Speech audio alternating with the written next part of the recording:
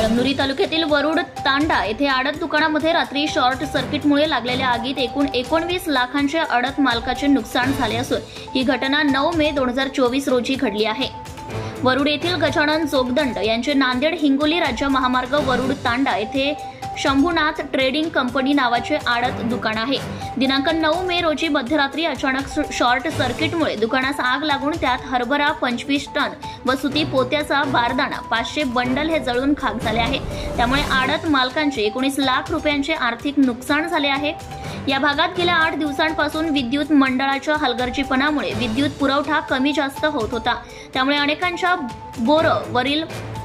बोरवरील मोटारी, टीव्ही, पंखे, फ्रीज जळून आर्थिक नुकसान झाले आहे।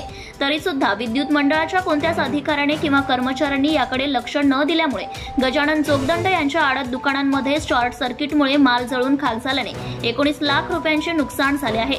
त्यामुळे अडकत दुकान मालक मोठ्या आर्थिक संकटात सापडला आहे।